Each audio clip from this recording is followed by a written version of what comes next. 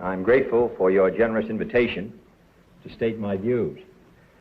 While the so-called religious issue is necessarily and properly the chief topic here tonight, I want to emphasize from the outset that I believe that we have far more critical issues in the 1960 campaign.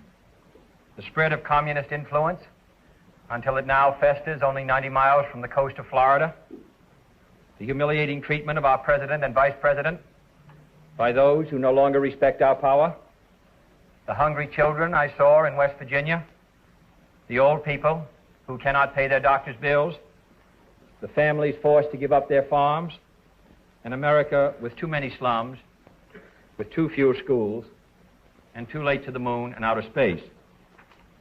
These are the real issues which should decide this campaign, and they are not religious issues. For war and hunger and ignorance and despair know no religious barrier. But because I am a Catholic, and no Catholic has ever been elected president, the real issues in this campaign have been obscured, perhaps deliberately, in some quarters less responsible than this. So it is apparently necessary for me to state once again, not what kind of church I believe in, for that should be important only to me, but what kind of America I believe in. I believe in an America where the separation of church and state is absolute, where no Catholic prelate would tell the president, should he be Catholic, how to act, and no Protestant minister would tell his parishioners for whom to vote. 4.5 years ago, 5 years ago, there were no daily casualty lists, no wives and mothers receiving telegrams that began, "We regret to inform you." The last campaign found our opponents presenting themselves as conservatives in the sense that they would make no drastic change in our easy, prosperous, and affluent way. They would maintain the status quo. That's Latin for the mess we're in.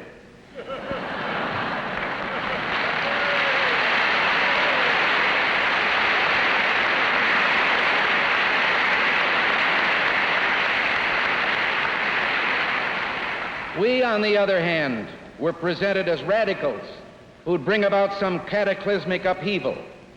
Well, now the wraps are off the Great Society, and a multitude of messages and legislation has made it plain we're to have the welfare state with an unprecedented federalization of American life. June 30th last, Congress raised the debt limit for the 7th time in 5 years.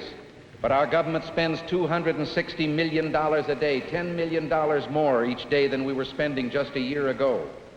We're told that we're enjoying an unprecedented prosperity, but 42 government agencies, the government has just informed us, are spending $70 billion a year on public welfare. And serious discussion is given by men in high place in government to the idea that there is no longer any necessity to connect work with income, and that a man simply by being born should be assured of an annual income with no need to work. The ancient Hebrew book, the Talmud, tells us that for a father to fail to teach his son to earn a living is the same as teaching him to steal, for that might be the inevitable result.